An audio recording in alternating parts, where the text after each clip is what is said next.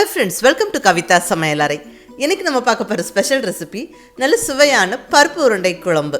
நல்ல ஒரு பாரம்பரியமான குழம்பு ரெசிபி. நல்ல பக்குவமா மசாலா சேர்த்து திக்கா செஞ்ச குழம்புல அந்த பருப்பு உருண்டைகள் சேர்த்து கொதிக்க வச்சு, அதாவது அந்த பருப்பு உருண்டைகள் உடையாம உதிராம குழம்புல கொதிச்சு அதில் ஊறி அதை எடுத்து சாப்பிட்றதுக்கு ஆஹா ரொம்ப நல்லா இருக்குங்க. ஒரு இன்ட்ரெஸ்டிங்கான ரெசிபி இது.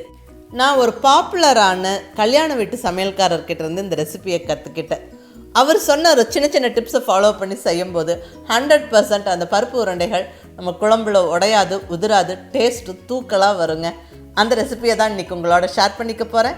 நீங்களும் மிஸ் பண்ணாமல் ட்ரை பண்ணி பாருங்கள். ஒரு பர்ஃபெக்டான பருப்பு உருண்டை குழம்பு நம்ம செஞ்சு அசத்திடலாம். வாங்க ரெசிபி எப்படின்னு பார்க்கலாம். ஃபஸ்ட்டு ஸ்டெப்பாக நம்ம உருண்டைகள் செய்யறதுக்கு பருப்பு ஊற வச்சிடலாங்க. ஒரு சின்ன கப் அளவுக்கு, அதாவது ஒரு சின்ன டம்ளர் அளவுக்கு கடலைப்பருப்பு எடுத்துருக்கிறேன். இது கிட்டத்தட்ட 100 கிராம் இருக்கும். கடலைப்பருப்பு 100 கிராம் ஒரு கப்பில் சேர்த்துக்கிறேன். அடுத்ததாக அரை கப் அளவுக்கு, அரை டம்ளர் அளவுக்கு துவரம் பருப்பு தூர்தால், இது 50 கிராம், மொத்தம் 150 கிராம் பருப்பு எடுத்துருக்கிறேன். நல்ல ஒரு 2 வாட்டி தண்ணி விட்டு அலசி கழுவிட்டு நம்ம நல்ல தண்ணி விட்டு ஊற வச்சிடலாம். கூடவே 4 வரமிளகாவும் சேர்த்துடலாங்க. ஸோ வரமிளகாவும் ஊறி இருக்கும், நம்மளுக்கு அரைக்கிறதுக்கு ஈஸியாக இருக்கும். தட்டு போட்டு மூடி எடுத்து வச்சிடலாம். ஒரு 1-1.5 மணி நேரம் ஊறினா மட்டுமே போதும். இப்போ 1.5 மணி நேரம் கழித்து நான் இப்போ ஓப்பன் பண்ணி பார்க்குறேன். பாருங்கள், பருப்பெல்லாம் நல்ல ஓரளவுக்கு ஊறி இருக்குது. சுத்தமாக தண்ணியை வடிச்சிட்டு நம்ம அரைச்சிடணும். நல்ல வடிதட்டில் போட்டு தண்ணியை சுத்தமாக வடித்தாச்சு. இப்போ ஊறின மிளகாய்களோட பருப்பு 2 கை போட்டு கூடவே ஒரு அரை டீஸ்பூன் சோம்பு சேர்த்து மிக்ஸி ஜாரை ஒரு 2-3 சுத்துக்கு மட்டுமே ஓட்டி எடுத்துட்டு இப்போ மீதி பருப்பை ஃபுல்லாக எடுத்து போட்டுடலாங்க. வடைக்கு அரைக்கிற மாதிரி நம்ம அரைச்சிக்கணும். நல்லா சுத்தமாக தண்ணியை வடிச்சிட்டு பருப்பு சேர்த்துக்கோங்க. பாருங்கள், கம்ப்ளீட்டாக பருப்பெல்லாம் சேர்த்தாச்சு. இந்த அளவுக்கு அரைச்சிக்கணுங்க. அதாவது இப்படி நம்ம எடுத்து உருட்டுனா உருண்டை பிடிக்கிற பக்குவம் வரணும். டைட்டாக உருண்டை இருக்கணும்.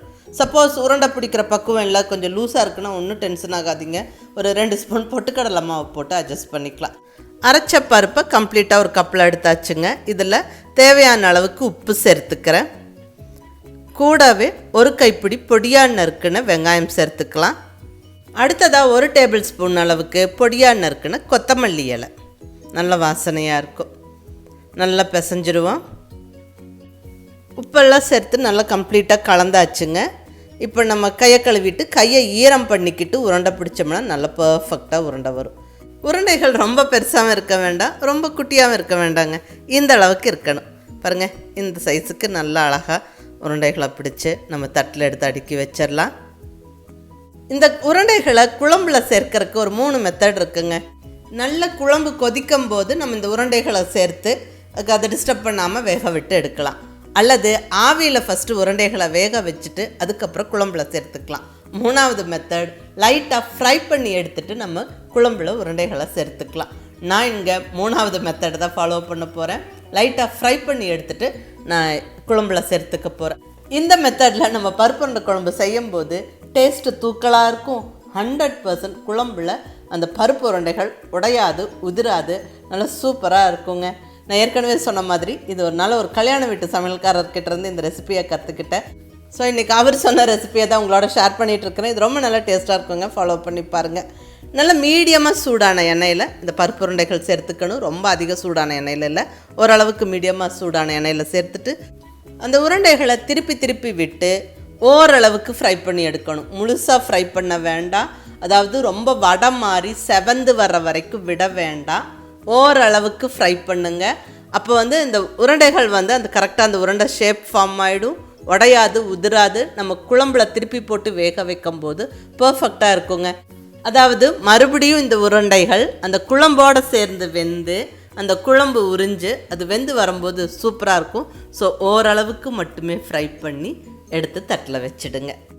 அதாவது வடை மாதிரி கம்ப்ளீட்டாக செவந்து வரல, பட் ஓரளவுக்கு ஃப்ரை ஆகிடுச்சு. ஒரு 60-70% இந்த உருண்டைகள் வெந்துருச்சு.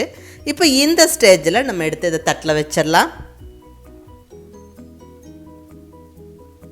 இதே மாதிரி மீதி இருக்கிற மாவும் உருண்டைகள் பிடிச்சி நம்ம ஃப்ரை பண்ணி எடுத்து வச்சுருவோம். இப்போ பருப்பு உருண்டைகள் ரெடி ஆகிடுச்சுங்க. குழம்புல சேர்க்கறதுக்கு பருப்பு உருண்டைகள் ரெடியாக இருக்குது. இப்போ குழம்பு எப்படி தாளிக்கிறதுன்னு பார்த்துடலாங்க. இங்கே ஸ்டவ்வில் நல்ல ஒரு அகலமான கடாய் வச்சாச்சு. இதில் நல்ல ஒரு குழிக்கரண்டி அளவுக்கு எண்ணெய் சேர்த்தாச்சுங்க.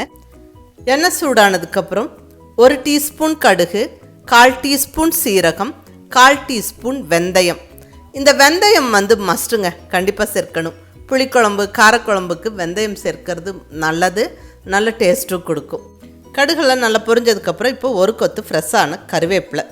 அடுத்ததாக ஒரு 10 to 12 பல் பூண்டை நல்ல நீளமாக கட் பண்ணி இப்படி சேர்த்துக்கிறேன். நல்ல பெரிய சைஸ் பூண்டு எடுத்துருந்தேன், அதை கொஞ்சம் நீளமாக கட் பண்ணி சேர்த்துக்கிறேன். இதை நல்லா வதக்கிக்கலாங்க. சின்ன சைஸ் பூண்டுன்னா நீங்கள் அப்படியே கூட சேர்த்துக்கலாம். அடுத்ததாக தாளிப்புக்கு 2-3 வரமிளகாய். இந்த பூண்டு இந்த எண்ணெயில் நல்லா வதங்கி வரணுங்க, அது இந்த குழம்புக்கு நல்ல ஒரு வாசனை கொடுக்கும். பூண்டு இப்படி ஓரளவுக்கு வதங்கினதுக்கப்புறமா இப்போ சின்ன வெங்காயம் சேர்த்துடலாங்க. ஒரு 150 கிராம் சின்ன வெங்காயத்தை நல்ல தோலெல்லாம் எடுத்து சுத்தப்படுத்திட்டு சின்ன சின்ன பீசஸாக கட் பண்ணி சேர்த்தாச்சு. நல்லா இந்த வெங்காயம் கலர் மாறுற வரைக்கும் நல்லா வதங்கணும். இந்த பூண்டு வெங்காயம் நல்லா வதங்கணுங்க, அப்போ தான் குழம்பு நல்ல டேஸ்ட்டாக இருக்கும். பாருங்கள், பூண்டு வெங்காயம்லாம் நல்ல கலர் மாதிரி வதங்கிருச்சு. இப்போ இந்த ஸ்டேஜில் நம்ம மசாலா பொடியெல்லாம் ஒவ்வொன்றா சேர்த்து விட்டுறலாம். 1/4 டீஸ்பூன் அளவுக்கு மஞ்சள் பொடி, ஒரு ஃபுல் டேபிள் ஸ்பூன் அளவுக்கு சாம்பார் பொடி. சாம்பார் பொடியிலே நம்மளுக்கு பெருங்காயம் சீரகம் எல்லாமே இருக்குங்க. அடுத்ததாக 1 டீஸ்பூன் அளவுக்கு காஷ்மீரி மிளகாய் பொடி. இது குழம்புக்கு நல்ல ஒரு கலர் கொடுக்கும். அடுத்ததாக ஒரு 2 டீஸ்பூன் அளவுக்கு மல்லிப்பொடி, கொரியாண்டர் பவுடர் எல்லாமே சேர்த்தாச்சு. இதை நல்லா வதக்கி விட்டுருவோங்க. இந்த மசாலா பொடிகளோட பச்சை வாசனை போகிற வரைக்கும் ஒரு ஃபியூ செகண்ட்ஸ் நல்லா வதக்கி விட்டுட்டு இப்போ அரைச்ச தக்காளி விழுதை சேர்த்துக்கலாங்க. ஒரு 2 மீடியம் சைஸ் தக்காளியை நல்லா பேஸ்ட்டாக அரைச்சி நம்ம சேர்த்துக்கிறோம். இப்படி அரைச்சி சேர்க்கும்போது குழம்பு நல்லா திக்காக கிடைக்கும். ஸோ தக்காளி பேஸ்ட்டு சேர்த்தாச்சு, நல்லா வதக்கி விட்டுருவோம். ஒரு 1-2 நிமிஷம் நல்லா வதங்கி வரட்டும். நல்லா இந்த தக்காளி நம்ம பச்சையாக அரைச்சிருந்தோம், அது வதங்கி எண்ணெய் பிரிஞ்சு வர வரைக்கும் வதங்கி வரட்டுங்க. அடுத்ததாக நம்ம புளிக்கரைசல் சேர்த்துக்கணும்.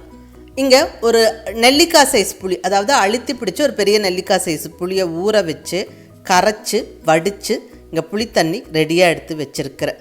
இங்கே தக்காளி நல்லா வதங்கிருச்சுங்க, பாருங்கள் எண்ணெய் பிரிஞ்சு வந்தாச்சு. இந்த ஸ்டேஜில் நம்ம கரைச்சி வடித்து வச்சுருக்கிற புளித்தண்ணியை சேர்த்துருவோம். புளித்தண்ணி கம்ப்ளீட்டாக சேர்த்தாச்சு.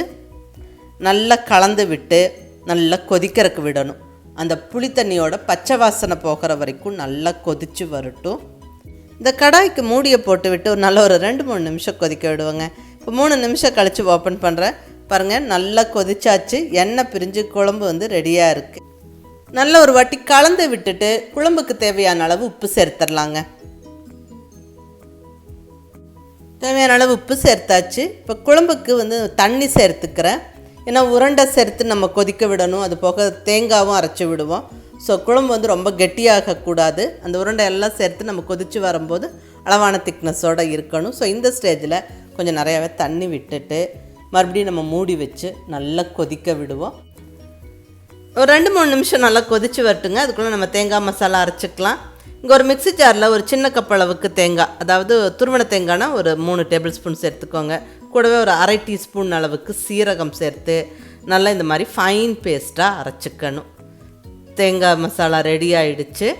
இங்கே குழம்பு நல்லா கொதிச்சிருச்சு. இப்போ இந்த ஸ்டேஜில் நம்ம தேங்காய் மசாலா சேர்த்துருவோம். தேங்காய் மசாலா சேர்த்து நல்லா கலந்து விட்டுட்டு அகைன் நம்ம மூடியை போட்டு விட்டுறலாம். இன்னொரு 2 நிமிஷம் நல்லா கொதித்து அந்த குழம்பு கம்ப்ளீட்டாக ரெடி ஆகட்டுங்க. இப்போ குழம்பு நல்லா கொதிச்சிருச்சு. நான் இப்போ ஓப்பன் பண்ணுறேன். நல்லா கமகமன்னு குழம்பு வாசனை வருது. கம்ப்ளீட்டாக குழம்பு ரெடி ஆயிடுச்சு. நம்ம இப்போ இந்த ஸ்டேஜில் நம்ம பருப்பு உருண்டைகளை சேர்த்துக்குவோம். ரெடியாக வச்சுருக்கிற பருப்பு உருண்டைகளை கம்ப்ளீட்டாக சேர்த்துருவோம். நம்ம இங்கே லைட்டாக ஃப்ரை பண்ணி சேர்த்துருக்குறோங்க. ஸோ கண்டிப்பாக பருப்பு உருண்டைகள் உடையாது, உதிராது, நல்லா பர்ஃபெக்டாக இருக்கும். இப்போ குழம்போடு சேர்ந்து இந்த பருப்பு உருண்டைகள் கொதித்து வரட்டும். நம்ம அகைன் மூடியை போட்டு விட்டுறலாம். இன்னொரு 2-3 நிமிஷம் கொதித்து வரட்டும். இதுக்கப்புறம் ஸ்டவ்வை நம்ம மீடியம் ஃப்ளேமில் வச்சிடணும். ஒரு 3 நிமிஷம் கழித்து ஓப்பன் பண்ணுறா. பாருங்கள், எண்ணெய் பிரிஞ்சு பர்ஃபெக்டாக அந்த பருப்பு உருண்டைகளெல்லாம் அந்த குழம்புல ஊறி ஜம்முன்னு ரெடி ஆகிடுச்சுங்க. இப்போ ஃபைனலாக கொஞ்சமாக கொத்தமல்லி இலைகள் அங்கங்கே தூவி விட்டு நம்ம கலந்து விட்டு எடுத்து பரிமாறிடலாம். அவ்வளோதாங்க, அருமையான சுவையான பருப்பு உருண்டை குழம்பு ஜம்முன்னு ரெடி ஆகிடுச்சு. பாருங்கள், குழம்பு நல்லா திக்காக இருக்குது. அந்த உருண்டைகளும் பர்ஃபெக்டாக இருக்குது. உடையில உதிரில் நல்ல குழம்புல ஊறி சூப்பராக இருக்குங்க. சாதத்தில் இந்த குழம்பு பிசைஞ்சு அந்த பருப்பு உருண்டையோடு சேர்த்து வச்சு சாப்பிட்டா ஆஹா அருமையாக இருக்குங்க. நீங்கள் மிஸ் பண்ணாமல் ட்ரை பண்ணி பாருங்கள். பாருங்கள், நல்லா திக்கான கிரேவி, உடையாமல் உதிராமல் நல்ல அழகான பருப்பு உருண்டை, நல்லா சாஃப்டாகவும் இருக்குது. பாருங்கள், உள்ளேயும் நல்லா வெந்திருக்கு. பர்ஃபெக்டான பருப்பு உருண்டை குழம்பு ஜம்முன்னு இருக்குது. மிஸ் பண்ணாமல் ட்ரை பண்ணி பாருங்கள். இது சாதம், இட்லி, தோசை எல்லாத்தோடும் ரொம்ப நல்லா பொருத்தமாக இருக்கும். இதே மாதிரி செஞ்சு பார்த்துட்டு எப்படி இருந்துச்சுன்னு உங்கள் ஃபீட்பேக் சொல்லுங்கள். பிடிச்சிருந்தால் லைக் பண்ணி, ஷேர் பண்ணி, கமெண்ட் பண்ணுங்கள். கவிதா சமையலறை சப்ஸ்கிரைப் பண்ணி என்னுடைய மற்ற ரெசிபீஸும் வீடியோஸும் பாருங்கள். தேங்க்யூ.